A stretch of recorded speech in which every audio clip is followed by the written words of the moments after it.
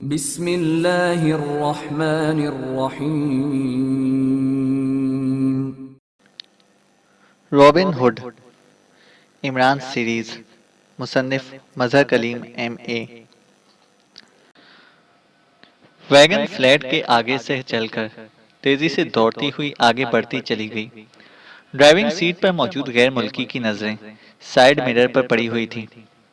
कोई ताकुब का अंदाजा हुआ। साथ बैठे हुए कवि हैकल गैर मुल्की ने ड्राइवर से मुखातिब होकर कहा, इसकी मूछें मंगोलियन तर्ज की थीं।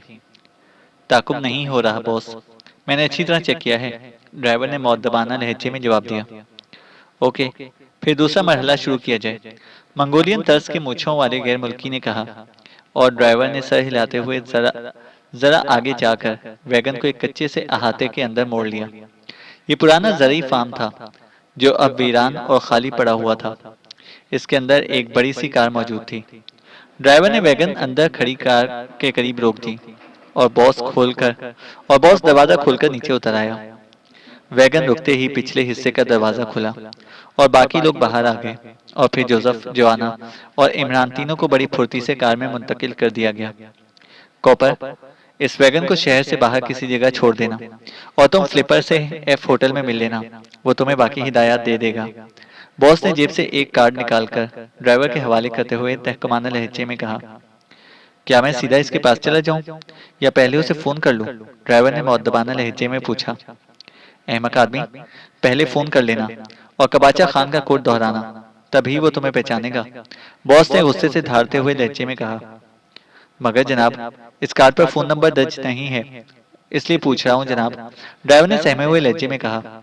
ओह, इस अहमक आदमी ने फोन नंबर दर्ज नहीं किया, बॉस ने चौंकते हुए कहा, और फिर इसने जेब से एक डायरी निकाली और उसके साथ छोटी सी पेंसिल बंधी हुई थी। इसने डायरी खोलकर नंबर चेक किया और फिर इसी सफ़े का एक कोना फाड़कर इसने तेजी से नंबर लिखकर वो पुर्जा गैर मुल्की के हाथ में पकड़ा दिया और फिर तेजी से मुड़ गया। गैर मुल्की ड्राइवर ने हाथ बढ़ाकर दरवाजा बंद किया और फिर पुर्जे को जेब में डालने लगा, मगर छोटा सा पुर्जा इसके हाथ से खिसककर सीट के नीचे फंस गया। मगर गैर मुल्की को इसका एहसास ना हो सका। वो वैगन मोड़कर वापस सड़क पर आ गया और फिर आगे बढ़ता चला गया। बॉस कार की फ्रंट सीट पर बैठ गया और जब वैगन आगे बढ़ गई तो इसने ड्राइवर को कार चलाने का इशारा किया और कार तेजी से अहाते से बाहर निकलती चली गई और फिर सड़क पर आकर वापस इमरान के फ्लैट की तरफ बढ़ती चली गई। जोआना और जोसेफ को पिछली सीटों के दरमियान फर्श पर डाल दिया गया था, जबकि इमरान को अगली सीट के एक हिस्से में सुकेड़ कर डाला गया था और बॉस इमरान के जिस्म पर पैर रखे बैठा था। कार इमरान के फ्लैट से आगे बढ़ती हुई चौक पर पहुंची और फिर वहां से दाएं तरफ मुड़कर एक रिहायशी कॉलोनी की तरफ बढ़ती चली गई। थोड़ी देर बाद कार कॉलोनी में एक छोटी सी कोठी के गेट पर पहुंच गई। गेट के बाहर एक गैर मुल्की यूं खड़ा था जैसे सैर करने के लिए बाहर निकल आया हो। इसने कार को देखते ही तेजी से धकेलकर कोठी का फाटक खोल दिया और ड्राइवर कार को अंदर लेता चला गया। पोर्च में पहुंचकर इसने कार रोक दी। बरामदे में 5 गैर मुल्की मुसल्ला मौजूद थे। इन्हें नीचे तहखाने में ले चलो और अच्छी तरह रस्सियों से बांध दो, बॉस ने सख्त लहजे में कहा और खुद बड़े कदम उठाता एक राहदारी में घुसता चला गया। राहदारी से गुजरकर वो एक छोटे से कमरे में पहुंचा और इसने वहां पहुंचते ही अलमारी खोली और इसमें से एक चमड़े का बड़ा हंटर निकाल लिया। इस हंटर में चमड़े के साथ खारदार तार भी गुंदी हुई थी। इस तरह यह हंटर इंतहाई जानलेवा हथियार बन गया था और इसने इसके लिए खास तौर पर यह हंटर तैयार किया था। बॉस ने, जो कबाचा खान था, हंटर को मुस्कुराते हुए बाहर निकाल लिया। इससे इसकी संगदिलाना जिबलत को पूरी पूरी तस्कीन मिलती थी, क्योंकि हंटर जहां पड़ता था वहां जख्मों की एक कतार सी डाल देता था। खादार तार के कांटे जिस्म में घुसकर जब खींचते थे तो शिकार की रूह तक को साथ खींच लाते थे। हंटर को बाजू पर लपेटता हुआ वो कमरे से निकला और फिर राहदारी क्रॉस करके वो एक छोटे से कमरे में आया। इसने स्विच बोर्ड पर लगा हुआ बटन दबाया। दूसरे लम्हे कमरे के फर्श का एक हिस्सा तेजी से खिसकता चला गया और नीचे जाने वाली सीढ़ियां साफ नजर आने लगी। वो तेजी से सीढ़ियां उतरता चला गया। सीढ़ियों के इख्तिताम पर एक और राहदारी थी, जिसके आखिर में एक दरवाजा नजर आ रहा था। कबाचा खान राहदारी क्रॉस करता हुआ इस दरवाजे के करीब पहुंचा और फिर अंदर दाखिल हो गया। ये खासा बड़ा कमरा था, जिसमें 4 सतून थे। इमरान, जोसेफ और जोआना तीनों को रस्सियों की मदद से इन सतूनों से बांध दिया गया था। तीनों के सर ढलके हुए थे और वो बेहोश थे। कमरे में इस वक्त 6 आदमी मौजूद थे। ये दोनों हबशी तो पहले भी फ्लैट में मौजूद थे और ये तीसरा आदमी पहली बार नजर आया था। और फिर मंजर भी हैरत अंगेज था। दोनों हबशी डंड निकाल रहे थे जबकि ये नौजवान सोफे पर बैठा था। मेरे ख्याल में यही वो अली इमरान होगा जिसकी हमें तलाश है। कबाचा खान ने गौर से इमरान की शक्ल देखते हुए कहा। ऐसा ही मालूम होता है बॉस, एक गैर मुल्की ने मुअद्दबाना लहजे में कहा। मगर मैं पहले इस हबशी की खाल उधेड़ूंगा जिसने मेरे 3 आदमी जाया कर दिए और मुझे चीफ बॉस के सामने जिंदगी में पहली बार शर्मिंदा होना पड़ा। कबाचा खान ने बड़बड़ाते हुए कहा। इसके साथी खामोश खड़े थे। ठीक है, इन तीनों को होश में ले आओ ताकि वो एक दूसरे का तमाशा तो देख सकें। कबाचा ने हंटर को झटके देते हुए कहा और गैर मुल्की ने तेजी से जेब में हाथ डालकर एक बोतल निकाली और फिर इसका ढक्कन खोलकर इसने बोतल बारी बारी तीनों की नाक से लगाकर ढक्कन बंद कर दिया और फिर उसे जेब में डालकर वो एक तरफ हटकर खड़ा हो गया। चंद लम्हों बाद ही इन तीनों के जिस्मों में हरकत पैदा हुई और फिर तीनों ने बैक वक्त ही आंखें खोल दी। इमरान ने आंखें खोलते ही तेजी से नजरें घुमाते हुए माहौल का जायजा लिया और फिर कबाचा खान के हाथ में पकड़ा हुआ खारीला हंटर देखकर इसने एक तवील सांस लिया। इसने ये भी चेक कर लिया था कि कमरे में इस हंटर वाले के अलावा 6 मुसल्लह अफराद भी मौजूद हैं जिन्होंने हाथों में मशीन गनें संभाली हुई थी और वो एक कतार की सूरत में एक तरफ खड़े हुए थे। ये इमरान के नुक्ते नजर से अच्छी बात थी क्योंकि अगर वो बिखर कर खड़े होते तो फिर मसला मुश्किल हो जाता। इसके साथ साथ इसकी पुश्त पर कोई आदमी मौजूद नहीं था, इसलिए होश में आते ही इसने सतून के पीछे बंधे हुए अपने दोनों हाथों को मखसूस अंदाज में हरकत देना शुरू कर दी और इसके नाखूनों में लगे हुए तेज ब्लेडों ने अपने काम का आगाज कर दिया। तुम हबशी, अब मैं तुमसे अपने तीनों आदमियों का इंतकाम लूंगा, ऐसा इंतकाम कि तुम्हारी नस्लें भी इसका तस्वुर नहीं कर सकेंगी। कबाचा खान ने इन तीनों को होश में आते देखकर जवाना से मुखातिब होकर कहा। हाँ, जरूर लो इंतकाम। मैं तुम्हें मना नहीं करता, लेकिन मैंने इसे 2000 दंड निकालने की सदा दी थी और अभी शायद कुछ दंड अभी पूरे नहीं हुए कि तुम आ गए। इसे पहले 2000 दंड निकालने दो और फिर जिस तरह चाहो इंतकाम ले लेना। इमरान ने ही जवाब देते हुए कहा। मास्टर, 300 दंड निकाल लिए थे, आप 200 दंड की बात कर रहे हैं। जवाना ने फौरन ही जवाब दिया। इसे डंडी मारना कहते हैं मिस्टर जवाना, तुमने दंड निकाले नहीं है, डंडी मार दी है। मगर खैर, तुम्हारी बात मैं तस्लीम कर लेता हूँ, लेकिन बाकी दंड कब निकालोगे? जल्दी करो। और जोसेफ, तुम भी, कि तुम क्यों खामोश खड़े हो? चलो शुरू हो जाओ। इमरान ने जवाब देते हुए कहा।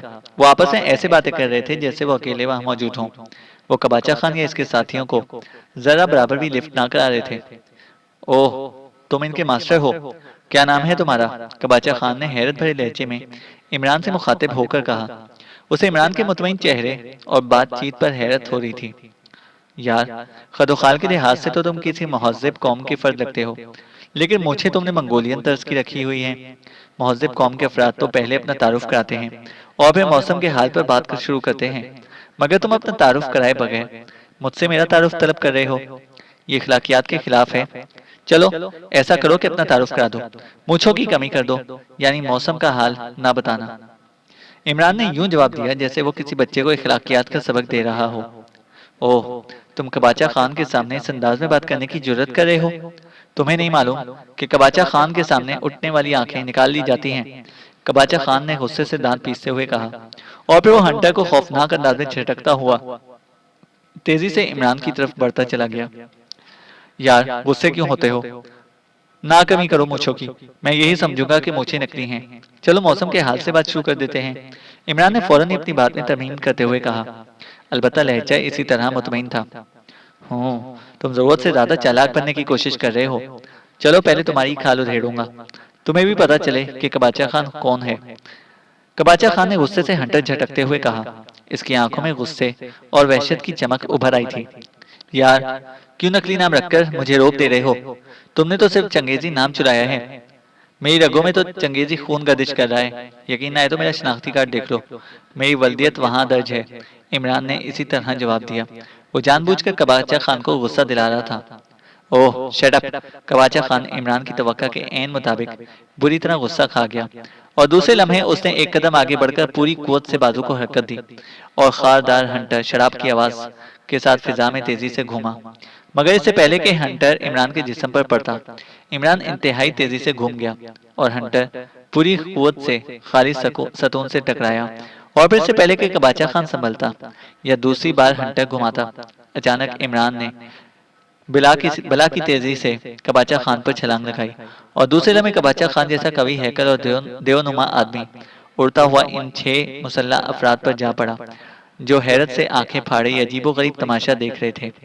और कबाचा खान के अचानक टकराने से वो सब लुढ़खड़ाकर पिछली दीवार से जा टकराए। कबाचा खान समेत सब अफराद ने तेजी से उछलकर उठना चाहा, मगर इमरान इस दौरान इस खारदार हंटर पर कब्जा कर चुका था और दूसरे लम्हे शराब की तेज आवाज कमरे में गूंजी और फिर कमरा दर्दनाक चीखों से गूंज उठा। हंटर की जब ने कबाचा खान समेत 4 अफराद को दोबारा ढेर कर दिया था और फिर इमरान तो बिजली बन गया। बाकी 2 अफराद ने मशीन गनें सीधी की ही थी कि शराब की दूसरी बार आवाज गूंजी और इन दोनों के हलकों से भी दर्दनाक चीखें गूंज उठी। कबाचा खान ने उछलकर इमरान पर छलांग लगाने की कोशिश की, लेकिन फिर चीखता हुआ दोबारा अपने साथियों पर जा गिरा। इमरान के चलाए हुए हंटर ने इसके जिस्म से खून की धारें निकाल दी थीं और इमरान तो जैसे मशीन बन गया था। इसका हंटर तेजी से हरकत में था और कबाचा खान समेत 6 के 6 अफराद चीखें मारते हुए बुरी तरह उछल रहे थे।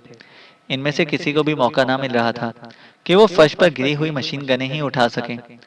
तहखाना खौफनाक चीखों से मुसलसल गूंज रहा था। जोसेफ और जवाना, बाकी दंड माफ, अचानक इमरान ने हंटर चलाते हुए चीखकर कहा, क्योंकि 2 आदमी अब उछलकर एक तरफ को निकल गए थे और इमरान एक हंटर से इन्हें रोक ना सकता था। मास्टर, अचानक जोसेफ और जवाना ने खुशी से चीखते हुए कहा और दूसरे लम्हे इनकी रस्सियां तड़तड़ाहट की आवाज से टूटती चली गईं। दंड माफ हो जाने की खुशी ने इनके जिस्मों में बिजली की रोह दौड़ा दी थी। रस्सियां टूटते ही वो दोनों इन दोनों आदमियों पर भूखे उकाबों की तरह टूट पड़े और जवाना ने तो एक आदमी को उठाकर पूरी कुवत से दीवार से दे मारा और इस गरीब के हलक से तो चीख तक ना निकल सकी। इसका सर पूरी कुवत से दीवार से टकराया था और इसकी खोपड़ी पुर्जे पुर्जे होकर बिखर गई थी। इसका दिमाग किसी छीछड़े की तरह दीवार से चिमटा नजर आ रहा था। इधर जोसेफ ने दूसरे आदमी को उठाया और उसे पूरी कुवत से फर्श पर दे मारा। दूसरे आदमी का भी पुख्ता फर्श ने वही हशर किया जो पहले आदमी का दीवार ने किया था और ये आदमी भी कोई आवाज निकाले बगैर ठंडा हो गया। इसी लम्हे इमरान पीछे हटता चला गया। कबाचा खान समेत 4 आदमी अब शदीद जख्मी होकर फर्श पर पड़े तड़प रहे थे। खारदार हंटर ने इनके जिस्मों को वाकई उधेड़ कर रख दिया था। जोसेफ और जवाना, इस नकली चंगेजी नस्ल को छोड़कर बाकी चारों तुम्हारा शिकार हैं। इमरान ने पीछे हटते हुए जवाना और जोसेफ को मुखातिब होकर कहा और जोसेफ और जवाना उछलकर बाकी चारों पर भूखे चीतों की तरह टूट पड़े। ये चारों भी खासे ताकतवर और कवि हैकल थे। शदीद जख्मी हालत में होने के बावजूद उन्होंने जोसेफ और जवाना से मुकाबला करने की कोशिश की, लेकिन जोसेफ और जवाना के दरमियान तो ताकत और दरिंदगी का बाकायदा मुकाबला शुरू हो गया। इन दोनों ने बाकायदा 2-2 आदमियों को बांट लिया और फिर इनकी हड्डियां टूटने की आवाजों से तहखाना गूंज उठा। साथ ही इनके हलकों से निकलने वाली दर्दनाक चीखें थीं। जोसेफ और जवाना बारी बारी कभी इनकी टांगों को तोड़ते, कभी बाजू, और फिर चंद ही लम्हों में इन चारों के जिस्म तोड़ फोड़ कर शिकार हो गए और सिवाय मौत के उन्हें और कोई पनाहगाह ना मिल सकी। नतीजा ये कि चंद ही लम्हों में फैसला हो गया और वो चारों गर्दनें तोड़वाकर जोसेफ और जवाना की वहशियाना दरिंदगी से निजात पा गए। कबाचा खान पुश्त के बल फर्श पर पड़ा हुआ था। इसी के हंटर ने इसके जिस्म पर जख्मों के फूल सजा दिए थे। इसकी आंखें बंद थीं, जो शायद बेपनाह तकलीफ की वजह से बेहोश हो चुका था। मास्टर, ये सब तो मर गए, जवाना ने दांत पीसते हुए कहा। इसे उठाकर सतून से बांधो, मैं जरा इसे तारुफी रस्म पूरी कर लूं। और सुनो, तो मशीन गने उठाकर बाहर जाओ और एक आदमी भी इस इमारत में जिंदा नहीं रहना चाहिए, वरना दंड दोबारा निकालने पड़ेंगे। इमरान ने मुस्कुराते हुए जवाब दिया और डंडों का सुनते ही जोसेफ और जवाना दोनों के जिस्मों में एक बार फिर बिजली की लहर दौड़ गई। इन दोनों ने झपट कर फर्श पर पड़े हुए कबाचा खान को उठाया और उसे सतून से बांध दिया। शाबाश, अब जाओ, मगर ख्याल रखना कहीं फिर ना दंड निकालने पड़े, इमरान ने उन्हें पिचकारते हुए कहा और वो दोनों मशीन गने संभालते तेजी से दरवाजे की तरफ बढ़ते चले गए। जब वो दोनों दरवाजे से बाहर निकल गए तो इमरान सतून से बंधे हुए कबाचा खान की तरफ मुतवज्जा हुआ। इसी लम्हे इमरान को बाहर बेतहाशा गोलियां चलने की आवाज सुनाई दी और इमरान के लबों पर मुस्कुराहट तैर गई। इसका ख्याल दुरुस्त निकला कि बाहर कबाचा खान के साथी यकीनन मौजूद होंगे। वो कुछ सोचकर खामोश हो गया। उसे ख्याल आ गया था कि कहीं ये इमारत घनी आबादी में घिरी हुई ना हो। ऐसी सूरत में तो फिर पुलिस का पहुंच जाना यकीनी हो सकता है। अचानक इमरान को टाइगर का ख्याल आया। इसने जेब से B2 ट्रांसमीटर निकाला और इसका बटन ऑन कर दिया। मगर काफी देर तक दूसरी तरफ से राब्ता कायम ना हो सका, तो इसने सर हिलाते हुए बटन ऑफ करके ट्रांसमीटर वापस जेब में डाल लिया। साफ जाहिर था कि टाइगर करीब मौजूद नहीं था। तभी तो B2 ट्रांसमीटर मखसूस हदूद तक ही काम करता था, और इससे साफ जाहिर था कि टाइगर ताकुब नहीं कर सका, या फिर उसे भी पकड़ लिया गया है और अब इसका इरादा बदल गया। इसने तेजी से आगे बढ़कर फुर्ती से कबाचा खान की रस्सियां खोली और उसे कंधे पर उठाकर दरवाजे की तरफ बढ़ता चला गया। दरवाजे से निकलकर वो एक राहदारी में आया और फिर सीढ़ियां चढ़ता हुआ ऊपर कमरे में पहुंच गया। इसी लम्हे जोसेफ और जवाना भागते हुए कमरे की तरफ आए। इमरान इनके भारी कदमों की आवाजें सुनकर ही समझ गया था कि आने वाले जोसेफ और जवाना हैं, लेकिन फिर भी एहतियातन वो कबाचा खान को अपने कंधे पर उठाए दरवाजे की ओट में हो गया। दूसरे लम्हे जोसेफ और जवाना भागते हुए कमरे में दाखिल हुए और तेजी से सीढ़ियों की तरफ बढ़े। अरे अरे, कहाँ जा रहे हो? इमरान ने कहा और वो दोनों तेजी से पलटे।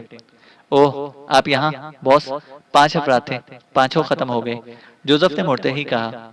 ओके, आओ अब निकल चलें, वरना पुलिस ने आवारागर्दी में चालान कर दिया तो जमानत देने वाला भी कोई ना मिलेगा, इमरान ने कहा और फिर कबाचा खान को उठाए तेजी से दरवाजे से बाहर निकल गया। मास्टर, इसे मुझे दे दो, खून से आपके कपड़े खराब हो रहे हैं, जवाना ने इसके पीछे लपकते हुए कहा। और इमरान ने इस कवि हैकल और भारी भरकम कबाचा खान को यूं जवाना की तरफ उछाल दिया जैसे गेंद उछाली जाती है, और जवाना ने भी इसे इसी अंदाज में कैच किया। राहदारी का इख्तिताम बरामदे में होता था, जहां एक बड़ी सी कार मौजूद थी। इसी लम्हे इमरान को दूर से पुलिस गाड़ियों के सायरनों की तेज आवाजें सुनाई देने लगी। चलो जल्दी करो, इसे डालो अंदर, इमरान ने चीखते हुए कहा। और फिर वो सब तेजी से कार में सवार हो गए। चाबियां कार में ही मौजूद थीं, इसलिए इमरान को वक्त जाया नहीं करना पड़ा और कार तेज रफ्तारी से दौड़ती हुई फाटक की तरफ बढ़ती चली गई। इमरान ने फाटक के करीब जाकर कार रोकी और कार रुकते ही जोसेफ उछलकर नीचे उतरा और उसे बिजली की सी तेजी से फाटक खोल दिया और इमरान ने एक झटके से कार आगे बढ़ा दी। जोसेफ चलती कार में ही सवार हो गया। सायरनों की आवाजें अब नजदीक आती जा रही थीं। इमरान ने कार बाहर निकाली और उसे सायरनों की आवाजों से मुखालिफ सिमत में मोड़ दिया। सड़क के बाहर लोग इकट्ठे हुए थे, लेकिन वो टोलियां बनाकर दूर दूर खड़े थे। इमरान ने कार जरा सी आगे बढ़ाई और फिर तेजी से एक बाई रोड पर घुमा दी। इसी तरह वो कार मुख्तलिफ गलियों से घुमाता हुआ थोड़ी देर बाद एक और बड़ी सड़क पर पहुंच गया, और अब इसने इत्मीनान से कार का रुख शहर की तरफ मोड़ दिया। कोठी से बाहर निकलते ही वो चौंके इलाका पहचान गया था, इसलिए उसे निकलने में कोई दुश्वारी पेश ना आई थी। थोड़ी देर बाद कार इमरान के फ्लैट के सामने पहुंच गई। तुम दोनों नीचे उतरो और फ्लैट में जाकर कपड़े वगैरह बदल कर अपने अपने ठिकानों पर चले जाओ, इमरान ने कार रोकते हुए कहा, और जोसेफ और जवाना सर हिलाते हुए नीचे उतर गए। कबाचा खान अभी तक पिछली सीटों के दरमियान खून में लथपथ बेहोश पड़ा था, और फिर इमरान ने मुड़कर उसकी कलाई पकड़ी और इसकी बेहोशी का अंदाजा लगाना शुरू किया। नब्ज चेक करते ही इसे इत्मीनान हो गया कि कबाचा खान अभी 1 घंटे से पहले होश में नहीं आ सकता, इसलिए वो इत्मीनान से कार चलाता हुआ दानिश मंजिल की तरफ बढ़ता चला गया। टाइगर ने होटल एफ के पार्किंग शेड में कार रोकी और फिर इसने सीट उठाकर इसके नीचे बने हुए संदूक में से एक छोटी सी डब्बिया निकालकर जेब में डाल ली। ये इसका अपना तैयार करदा मखसूस हथियार था।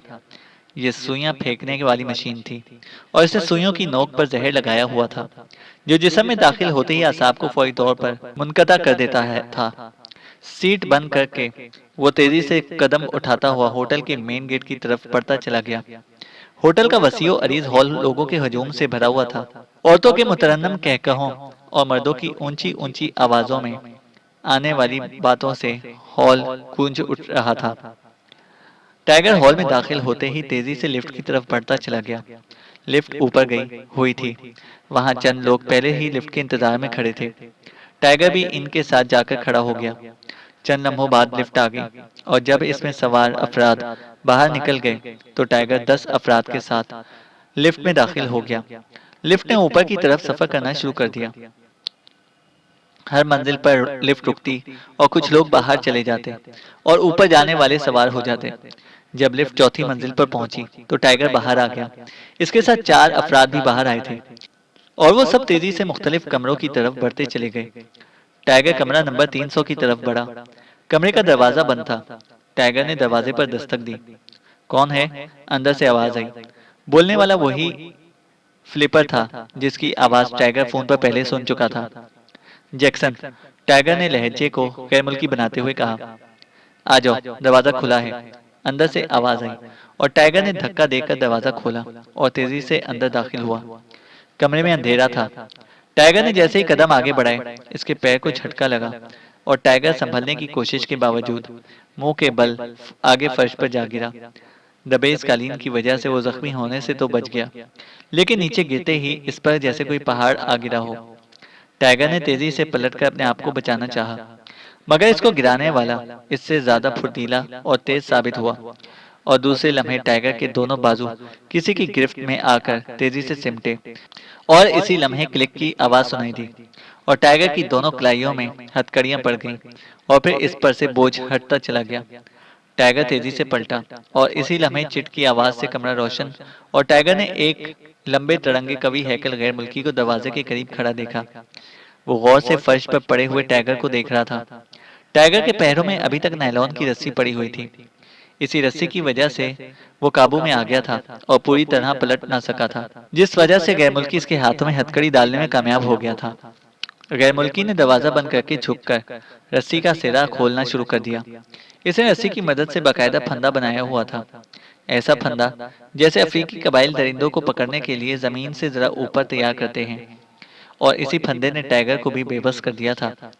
रस्सी खोलकर इसने एक तरफ फेंकी तो टाइगर भी समेट कर खड़ा हो गया, मगर दूसरे लम्हे गैर मुल्की ने उसे जोर से धक्का दिया और सोफे की कुर्सी पर ढेर होता चला गया।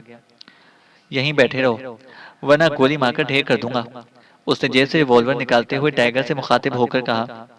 टाइगर दांत भींचे खामोश बैठा रहा। गैर मुल्की मुड़कर सोफे के पीछे आया और फिर से पीछे खड़े तेजी से टाइगर की जेबों की तलाशी लेनी शुरू कर दी। टाइगर बुरी तरह बेबस था, इसलिए खामोश बैठा रहा और गैर मुल्की ने इसकी जेबों से हर चीज निकाल ली, जिसमें रिवॉल्वर के साथ साथ वो सुइयां फेंकने वाली मशीन और वो कार्ड भी शामिल था, जो टाइगर ने वैगन ड्राइवर की जेब से निकाला था। साथ ही कागज का वो पुर्जा भी इसके हाथ लग गया, जिस पर फोन नंबर दर्ज था। हो, तो तुम इस कार्ड और फोन नंबर की वजह से यहाँ पहुंचे हो। वो कॉपर कहाँ है जिसकी जेब से तुमने ये कार्ड और फोन नंबर निकाला है?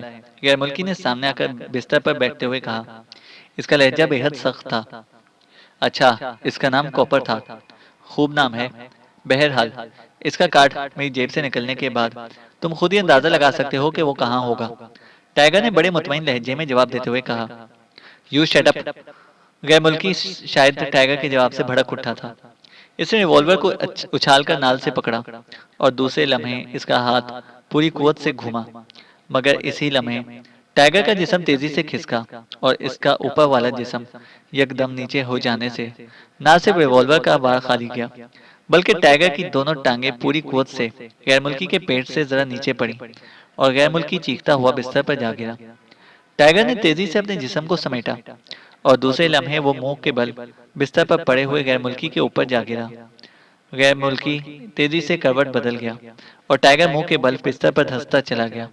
गैर मुल्की ने करवट बदलते ही दोबारा करवट बदली और इसका जिस्म तेजी से टाइगर की पुष्ट पर आ गया, मगर टाइगर ने इसी तरह उल्टे लेटे हुए दोनों पैर को पीछे की तरफ किया और गैर मुल्की कलाबाजी खाकर बेड के सामने वाली दीवार से जा टकराया और फिर सर के बल नीचे खिसकता चला गया, मगर टाइगर इसे पैरों की मदद से उछालते ही तेजी से उठ खड़ा हुआ और इसने दोनों टांगों की मदद से बेड को पूरी कुवत से दीवार से टकरा दिया और गैर मुल्की के हलक से चीख निकल गई।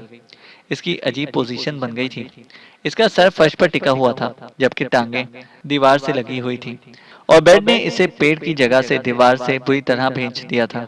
टाइगर ने पूरी कुवत से बेड को दीवार के साथ लगाए रखा। गैर मुल्की मछली की तरह तड़पने लगा। इसे इधर उधर निकलने की बेहद कोशिश की, लेकिन टाइगर ने अपने जिस्म की पूरी कुवत लगा रखी थी। उसे इल्म था कि अब अगर गैर मुल्की निकल गया तो फिर वो उसे गोली मारने से भी दरेग नहीं करेगा। इसने टांगों की मदद से बेड को झटके देने शुरू कर दिए और फिर गैर मुल्की की जिद्दोजहद आहिस्ता आहिस्ता सुस्त पड़ती चली गई। फेफड़ों का निचला हिस्सा बेड और दीवार के दरमियान फंस जाने की वजह से वो पूरी तरह सांस न ले सकता था। इसलिए वो बेहोश होता चला गया।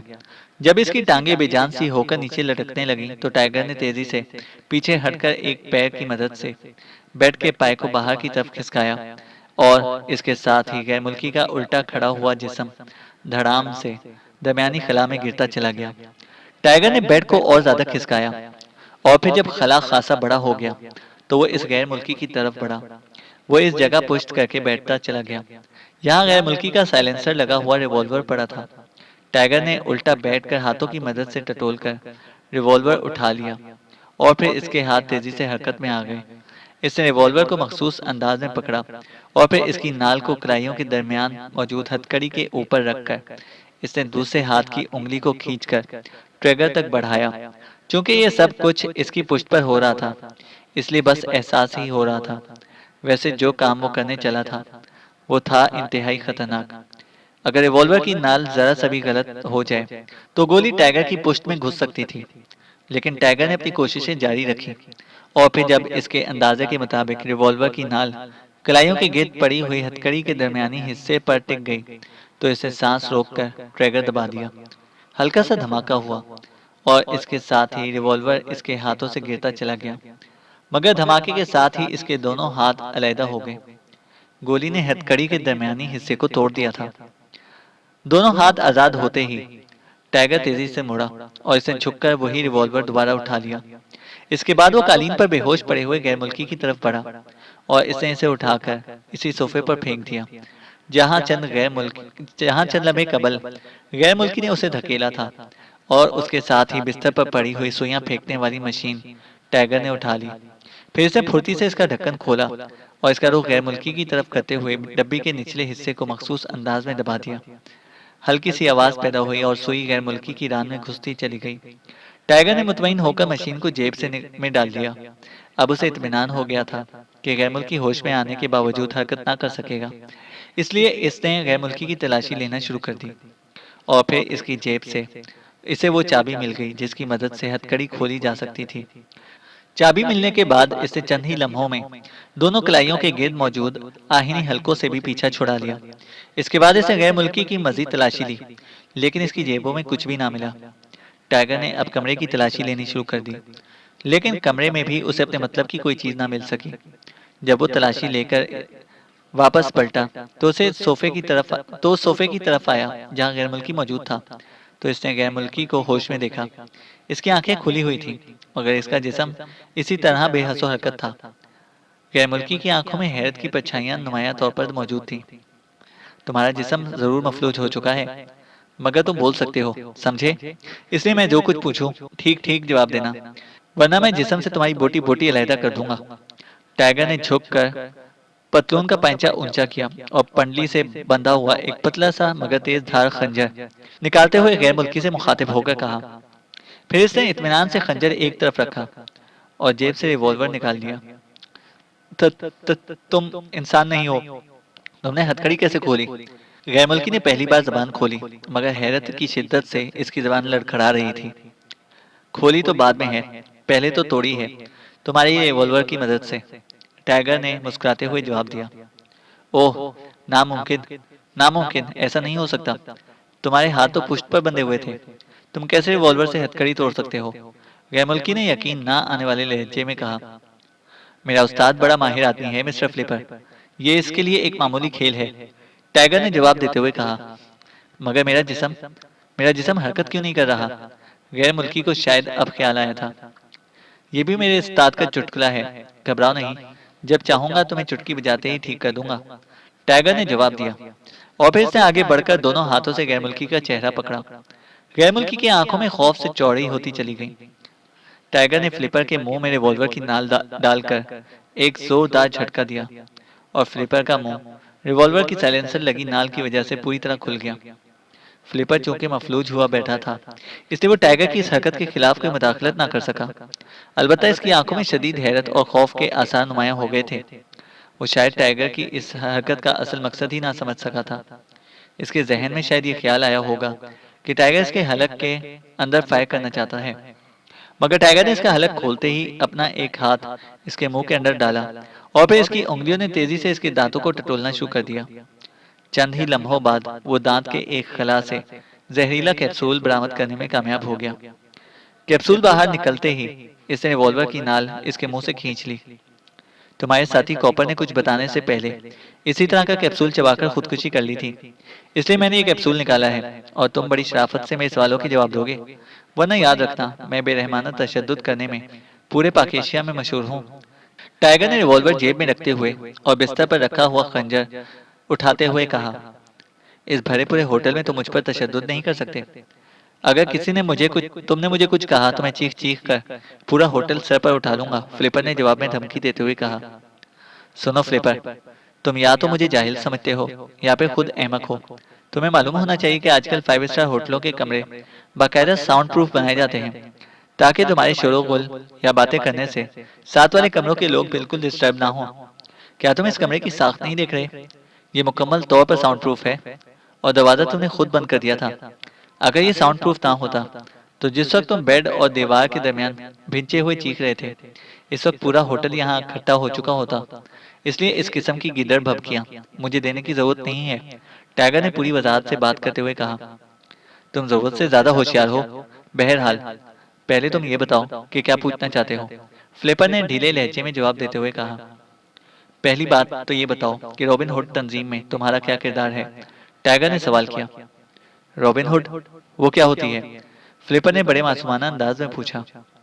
हो तो तुम आसानी से जवाब देने के मूड में नहीं हो। तुम्हारी मर्जी, टाइगर ने जवाब दिया और फिर वो चंद लम्हे खड़ा सोचता रहा, क्योंकि उसे मालूम था कि ऐसी हालत में जब फ्लिपर का जिस्म मफलूज है, इस पर जिस्मानी तशद्दुद करने का सवाल ही पैदा नहीं होता, क्योंकि इसके एहसासात तो खत्म हो चुके थे और अगर इसका जिस्मानी मफलूजपन खत्म कर दिया जाए तो फिर सूरत हाल बदल भी सकती थी। इसलिए वो कोई ऐसा तरीका सोच रहा था कि जिससे सवालों के जवाब भी मिल जाए मगर सूरत हाल भी यही रहे। वो कुछ देर खड़ा सोचता रहा और चंद लम्हों के बाद इसके जहन में एक नादिर तरकीब आ गई। वेरी गुड, ये ठीक रहेगा।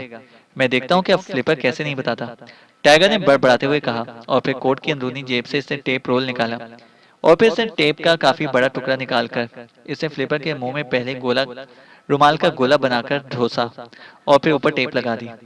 अब फ्लिपर का मुंह पूरी तरह बंद हो गया था और वो मुंह के जरिए सांस ना ले सकता था। फिर टाइगर ने आगे बढ़कर फ्लिपर का नाक चुटकी से पकड़ लिया। नाक बंद होते ही फ्लिपर का सीना किसी धोखने की तरह चलने लगा। इसकी आंखें खौफ से फटती चली गईं। इसका सांस बंद हो गया, लेकिन मफलूजियत की वजह से वो फड़क भी ना सकता था, इसलिए इसकी बेइत्मीनानी का तमाम दर्द जोर इसकी आंखों से नुमाया हो रहा था। जब टाइगर ने देखा कि अब इसका सांस बिल्कुल रुकने वाला है तो इसने नाक छोड़ दी और फ्लिपर के नाक के जरिए जोर जोर से सांस लेने लगा और इसकी आंखें सांस लेते हुए मामूल पर आती चली गईं। देखो फ्लिपर, मैं इस तरह तुम्हें इंतहाई बेबसी की मौत मार सकता हूँ, इसलिए मैं अब तुम्हें आखिरी चांस दे रहा हूँ कि मेरे सवालों के जवाब दे दो, वरना इस बार मैं तुम्हारी नाक पर भी टेप लगा दूंगा और इसके बाद बाहर चला जाऊंगा। नतीजा तुम जानते हो कि क्या होगा, टाइगर ने इंतहाई करख्त लहजे में कहा और फिर उसने फ्लिपर के मुंह से टेप हटाकर रुमाल बाहर निकाल लिया और फ्लिपर ने पहले तो जोर जोर से सांस लिए और फिर इसकी आवाज हलक से बरामद हुई। तुम मुझे मार तो सकते हो, लेकिन मेरी मर्जी के बगैर मुझसे कुछ पूछ नहीं सकते। हमने अहद किया हुआ है कि दुश्मन को कुछ बताने से पहले ही खुदकुशी कर लें, इसलिए हम सब ने अपने दांतों में जहरीले कैप्सूल रखे हुए हैं। अब तुमने वो कैप्सूल निकाल लिया है तो क्या हुआ? तुम ज्यादा से ज्यादा मुझे मार ही सकते हो और मौत को हमने बहुत पहले कबूल कर लिया हुआ है। फ्लिपर के लहजे में बेपनाह एतमाद था। तो तुम्हारी तंजीम ने तुमसे अहद लिया हुआ है, टाइगर ने होंठ भींचते हुए कहा। हाँ, तंजीम में शमूलियत से पहले हम में से हर शख्स को ये अहद करना पड़ता है, फ्लिपर ने संजीदा लहजे में जवाब दिया। लेकिन अगर तुम ये अहद तोड़ दो तो तंजीम को क्या पता लग सकता है, टाइगर ने कुछ सोचते हुए कहा। तुम रॉबिन हुड हमारे चीफ को नहीं जानते। वो 1000 आंखें रखता है और फिर अहद का जहां तक ताल्लुक है तो जैसे ही हमने अहद तोड़ा हमारे जिस्म की तमाम रगें फौरन ही टूट जाती हैं और हम कुत्ते की मौत मरते हैं, ऐसी मौत जो इंतहाई लर्जाखेज होती है। अहद तोड़ने वाले की हालत ऐसी हो जाती है कि मौत को भी इस पर रहम आ जाता है, फ्लिपर ने खला में घूरते हुए जवाब दिया। लेकिन इस वक्त जबकि तुम बेबस हुए बैठे हो, तुम्हारा वो 1000 आंखों वाला आंखें रखने वाला बॉस तुम्हारी मदद के लिए क्यों नहीं आता, टाइगर ने बुरा सा मुंह बनाते हुए कहा। इसका कहर सिर्फ इस वक्त टूटता है जब हम बद अहदी करते हैं, अपने राज दूसरों को बताते हैं। इसके अलावा वो हमें कुछ नहीं कहता, फ्लिपर ने बदस्तूर खला में घूरते हुए जवाब दिया। वो इस तरह बोल रहा था जैसे वो खुद ना बोल रहा हो, बल्कि इसकी जगह कोई और बात कर रहा हो। बकवास, कतन बकवास। ये सब तुम्हारे जहन में डाल दिया गया है, वरना ऐसी कोई बात नहीं है। तुम मुझे सब कुछ बता दो तो मैं तुम्हें तुम्हारी हिफाजत की मुकम्मल गारंटी दे सकता हूँ। बोलो, टाइगर ने कहा। नहीं, ऐसा होना नामुमकिन है। मैं तुम्हारे किसी सवाल का जवाब नहीं दे सकता, चाहे तो मेरे टुकड़े ही क्यों ना उड़ा दूं। फ्लिपर ने इंतहाई ठोस लहजे में जवाब दिया।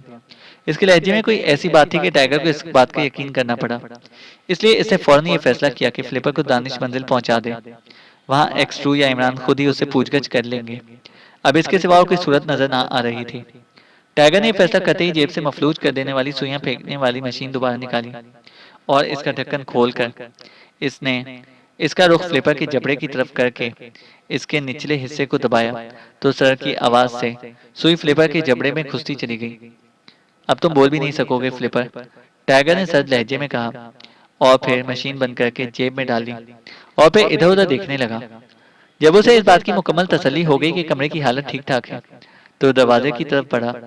इसका ख्याल था कि वेटर को बुलाकर उसे ये बताएगा कि फ्लिपर की तबीयत अचानक खराब हो गई है और वो इसको अस्पताल ले जा रहा है। इस तरह वेटर की मदद से वो आसानी से फ्लिपर को होटल से बाहर ले जाने में कामयाब हो जाएगा। चुनाचा आगे बढ़कर इसने दरवाजे की चुटकनी खोली और फिर जैसे ही इसने पट खोले, अचानक इसके सीने पर जोरदार जर्ब लगी और वो उछलकर पुश्त के बल पीछे कालीन पर आ गिरा। नीचे गिरते ही इसने तेजी से उठने की कोशिश की, मगर दूसरे लम्हे इसकी कनपटी पर एक जोरदार जर्ब लगी और इसके साथ ही इसका जहन तारीखियों में डूबता चला गया। उसे आखिरी एहसास सिर्फ इतना था कि दरवाजा खोलते ही इसने एक लंबे तड़ंगे गैर मुल्की की एक झलक देखी थी। चैनल को सब्सक्राइब करें और बेल आइकन को प्रेस करें ताकि हमारी हर अपडेट आपको बर वक्त मिल सके।